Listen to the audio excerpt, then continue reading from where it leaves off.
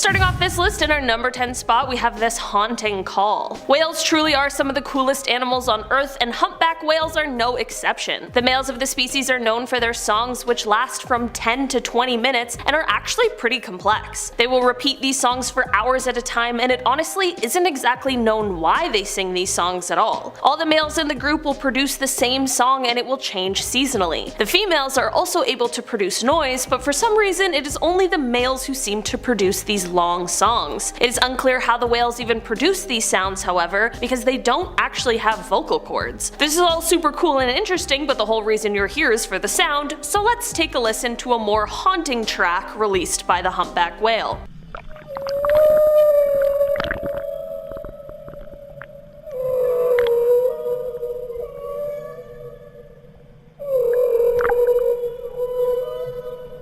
Okay, so please tell me I'm not alone in thinking that that was the most beautifully haunting sound I've ever heard come from the sea. But also imagine being alone in the ocean, not knowing what that was, and then hearing it. Probably pretty terrifying, right? At least we're all safe here in YouTube land. Number 9. CHUUK Lagoon. This lagoon was Japan's main base during the war, but come 1944, the United States launched an attack, what some deem is Japan's Pearl Harbor, where 60 ships were sunk and around 250 planes went down. So for 70 years, there's been a massive graveyard sitting in the Pacific, and it wasn't until recently where we got a good look at these haunting artifacts. A photographer by the name of Super Jolly went down and did the dirty work for us. He called this shoot one of the scariest dives he's ever done in his entire life. They described the atmosphere filled with human skulls, gas masks, and bullets as haunting. Yeah, you don't say. Nobody was expecting these artifacts to be that well preserved after all this time. That's the terrifying thing here. Photos are even still intact. You can see people's family members just sitting at the bottom. How sad is that? It's a haunting reminder of naval warfare, and also humans mostly suck.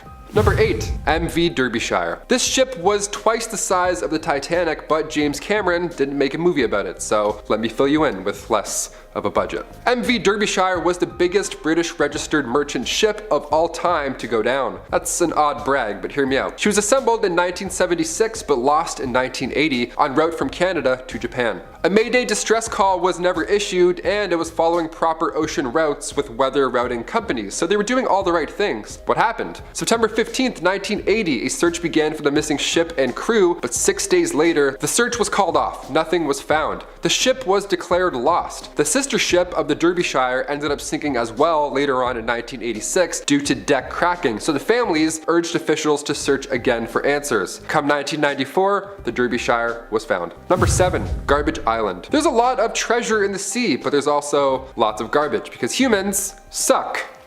Sorry. I mean, look at the top of the Pacific for the example, not even below it, but right on the surface, we have something called the Great Pacific Garbage Patch. It's located safely in the North Pacific subtropical gyre. There's basically 4 of these large systems, which are just massive swirling ocean currents moving warm and cool water about. They're whirlpools of garbage now. No wonder aliens don't want to come. They're like, no, this looks like let's just go to that planet. A plastic bag, for example, was found at the bottom of the Marianas Trench. We now have the deepest piece of trash. Kinda hard for Ariel to sing under the sea when she's got a plastic bag wrapped around her head. This great patch is larger than you think. It's more than twice the size of Texas. It's grown up to 60,000 square miles. Please recycle. Number 6. Yonaguni Monument. This structure was discovered in the 80s near Yonaguni Island in Japan, and the claim is that this is an ancient city, or it was long ago. It's 160 feet long and 65 feet wide, and we're pretty torn over this one. Some think it's man-made, with the lines being so straight that it looks like paths were literally carved out. And I mean, to be fair, that looks like a little staircase. If this was on land, I'd be climbing all over it. I'd think it was made on purpose, some ancient jungle gym. But the fact that it's so deep underwater makes us think that it was a natural formation, obviously. No one's going down there like pickaxing, holding their breath. The footage of it is pretty incredible. If I were to come across this, there's no way I would believe that it's all natural. What do you guys think? Number 5. Holes. If you have trypophobia, you may want to look away for this next one. I have it, but I have a job to do, so I'll suffer. Off the coast of Big Sur, California, a survey revealed about 15,000 holes, and they're all roughly the same size. They all measure up to about 11 meters wide and 1 meter deep. The team at Monterey Bay Aquarium Research Institute found 15,000 of these, and then they found 5,000 more that are even bigger.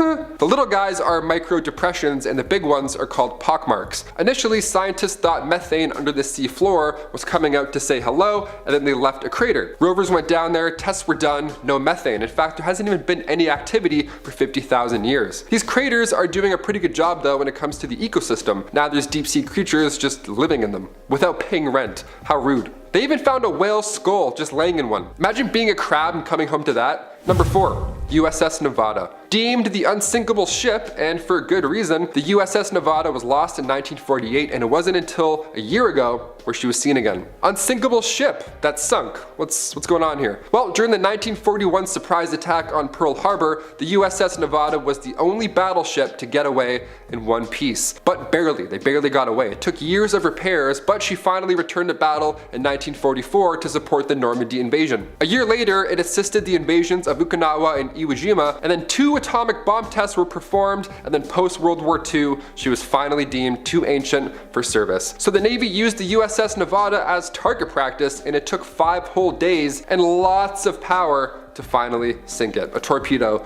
was the final strike. And after it sank, the Navy wasn't really sure where exactly it would end up. It was more than 15,000 feet below the surface, so it could have gone literally anywhere. Hence why we can't find anything else on this list. You get it. Cut to last year, May 2020, a joint expedition by Ocean Infinity and Search Inc., led by Dr. James Delgado, found her. Just 65 nautical miles southwest of Pearl Harbor. Took a little while, but we gotcha. Number 3. Amelia Earhart. Yeah, you heard me, Amelia Earhart. The first woman to fly across the Atlantic, was well on her way to setting even more groundbreaking records, but her plane tragically disappeared somewhere over the Pacific in 1937. It's since been a great mystery where the final resting place of Amelia Earhart is, but we may have actually found her remains back in 1940 on the Pacific island of Niku. The initial examination of these remains were reported to be that of a man. That was the general idea in 1941, but come 2018, however, we now have a different idea. Science got better, our ideas got smarter. Researcher Richard Johns took another look at these lost remains, and since those days we've learned more about Amelia Earhart. Photos have surfaced since, so now he's comparing the bone measurements to her body type, and they're actually pretty sure that that's our missing aviator, and that we had her the whole time and we just didn't know. Number 2. The Dragon's Triangle. The Dragon's Triangle is located in the Pacific, obviously, as are most of these, and it's like the evil sister of the Bermuda Triangle, and just like that triangle, this one also takes the blame for disappearing ships and planes, and apparently UFOs are flying about. Of course. It's referred to as the Devil's Sea. These names are so scary sounding. Like, I don't know, change the names and maybe it won't be spooky anymore. Just an idea. There have been UFO sightings, magnetic anomalies, planes and ships vanish. In 1945, for example, a Mitsubishi A6M0 went missing and the pilot's distress call said the sky is opening up. Then they disappeared. 1955, a Japanese ship named the Shinyo Maru lost radio contact, and it didn't take long for the New York Times to coin the term the Devil's Sea. All these spooky triangles are ocean currents to blame, or is there something truly paranormal about the Devil's Triangle? Let us know in the comments down below. See Illuminati confirmed. And finally, number 1, crop circles. We'll finish this list off with a cute one, I guess. Although I'm arguing this is still pretty terrifying. Crop circles on the ocean floor. Aliens confirmed. They were first spotted back in 1995 off the southern coast of Japan, and for 16 years these things were blowing the minds of divers. Nobody knew where they were coming from. They would just be there one week and then gone the next. Tiny aliens or tiny pufferfish. That's right. In 2011, one of these dudes got caught in 4K, and it's one of the weirdest but most cute things I've ever seen. These male pufferfish, they try and lure in the ladies by making art. Yeah, some birds dance like crazy with their weird mouth-looking wing things. Some fish make art. I don't know. Deal with it. Animals. The thing that baffles me, concerns me if anything, is that the pufferfish uses a shell, like he uses a tool to carve out his emotions. Check this out.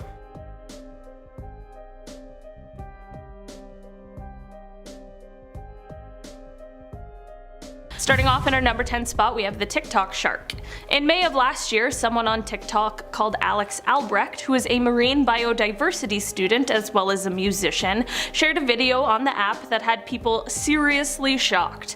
The TikTok shows a massive shark lurking around the ship that Alex was on, which is said to have just been off of the coast of Massachusetts at the time. The ship was full of research students when this massive shark made its appearance, many of which either screamed or had some sort of expletive to say in response. Another TikTok user asked in the comments if the shark in the video is a megalodon, considering how absolutely huge this thing was. Was this an actual megalodon? Likely not, but hey, I'm not the marine life student here, so who am I to say? In our number 9 spot today we have this marine chorus. Okay, so out of context, if I played you this sound, what would you think it is?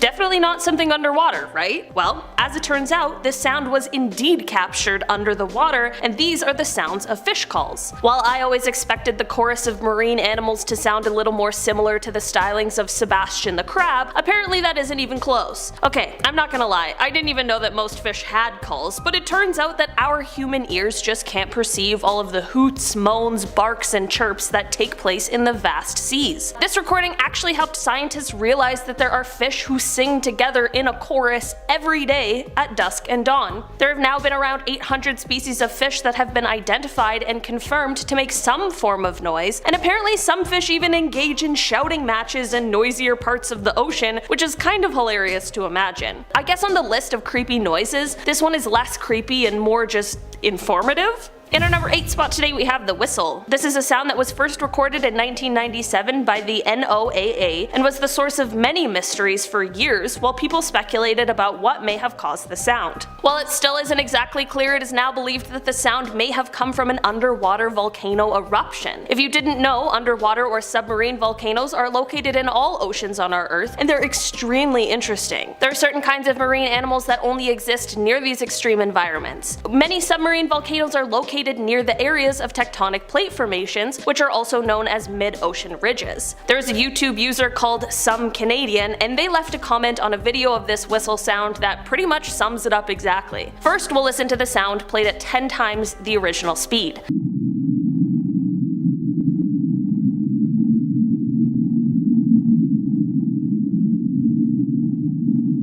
The comment read, quote, "It could be the sound of something moving through tunnels. 1. Volcanic eruptions and gases. 2. Something big and hungry. You choose." I think they might really be onto something there. In our number 7 spot today we have bloop. Why are all of the weirdest ocean sounds first recorded in 1997? Bloop is another one that came from that year, and it was a loud and unusual sound that was placed as occurring several times off the southern coast of South America, and it was so loud that it could be heard over 5,000 kilometers away. At first, researchers were confused because, while the sound was actually similar to known sounds of living creatures, it was just way too loud that not even the blue whale, the largest living creature, could have produced it. So what is it then? Well, as it turns out, it is in fact not the Kraken, and instead it is actually consistent with ice quakes that are generated by large icebergs as they crack and fracture. It seems like this sound, going with that explanation, doesn't really make sense, but hey, I'm no scientist. But here's the sound for you to judge for yourself.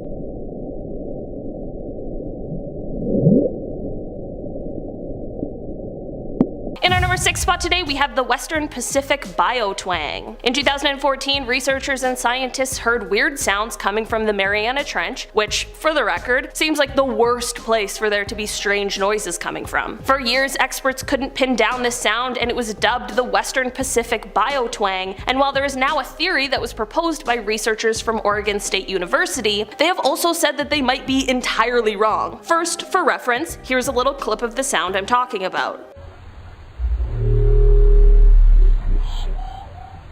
Okay, so if you're like me, my mind immediately went to something alien related or some sort of creature that perhaps we haven't yet discovered. I mean, this is the Mariana Trench we're talking about. The theory put forward by the Oregon State researchers was that perhaps this may be a new type of baleen whale call. Okay, that's probably the best of all of the options, but I really don't like when someone tells me the answer to a scientific mystery only to tell me that that might not actually be the answer at all. While the low part of the sound would make sense to attribute to the baleen whale, it's the end high-pitched twangy part that would be incredibly unique. The wide range of frequencies in the sound are what continues to baffle those who are trying to find the source of this mysterious sound. In our number 5 spot today we have Julia. Julia is a sound that was recorded in 1999 by the US National Oceanic and Atmospheric Administration, or NOAA, which I've already talked about today. It sounds like it could be straight out of a horror movie, so considering it was a sound that came from our ocean and at first no one could tell where it had come from, it It really was quite frightening. The sound has now likely been demystified, as researchers are pretty positive they know the origin of it. It is now believed that this sound was caused by an iceberg running aground off Antarctica. The sound, however, was insanely loud. It was so loud that it could be heard over the entire equatorial Pacific Ocean Autonomous Hydrophone Array. Researchers were later able to narrow down what they believe may have been the point where the sound originated, although they've never actually been able to pinpoint it exactly. Most of the time when people hear the Julia sound, they hear it sped up at 16 times the original speed, but today we are going to listen to a clip of the sound at regular speed because I think it is much more eerie this way.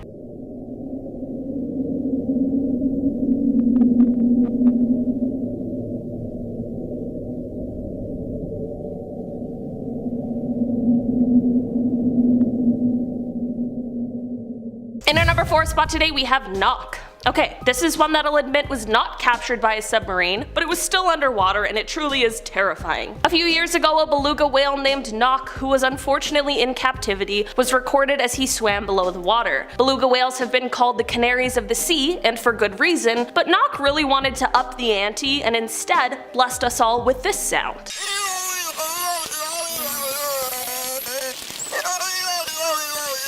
Knock had this uncanny ability to mimic the rhythm and tone of human voices, and it truly is kind of frightening. It of course is also a little sad, as part of this was probably because he spent most of his life being forced to listen to humans speak because he was being held in captivity. Before this recording of Knock, the voices of belugas and their sometimes human-like sounds have been talked about, but Knock was the first time it was recorded, and honestly, I kind of wish it hadn't been. In our number 3 spot today we have the bioduck. Since the 1960s, this sound has absolutely stumped researchers who heard it. This sound was basically what the name attributed to it would suggest. It sounded like some sort of mechanical duck.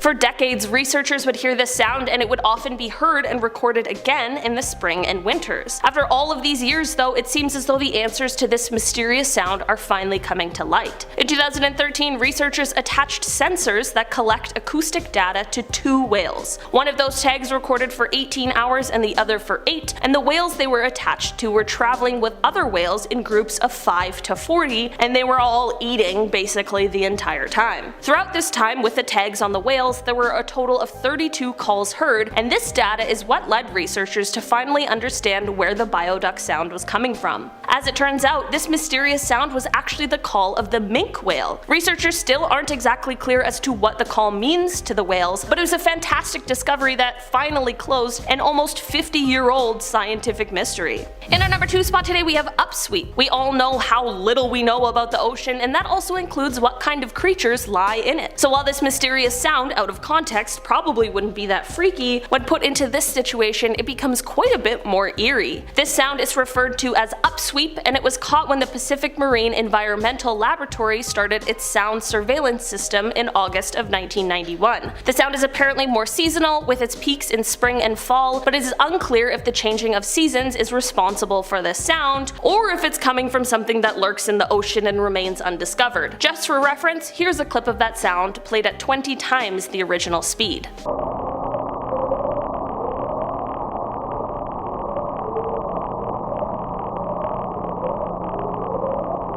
It is possible that this sound could be coming from underwater volcanic activity, but it is also possible that it's not, so who really knows? In our number 1 spot today we have an earthquake. Okay, so to add another creepy Mariana Trench sound to this list, we have one that was taken from the bottom of the Challenger Deep. In fact, it was the first ever sound recording to be taken from the bottom of the Challenger Deep, so it's a pretty cool scientific advancement as well as a terrifying sound. Despite the crushing pressures and the fact that there's no sunlight, the Challenger Deep is actually pretty noisy, and that is because of the fact that sound travels a really long way underwater, which ends up kind of turning the Challenger Deep into a sort of echo chamber of oceanic sounds. So while the recording was able to pick up things like the sound of a boat almost 11 kilometers overhead and the sounds of whale calls, they were also able to pick up the sound of a magnitude 5 earthquake rumbling near Guam on July 16, 2015.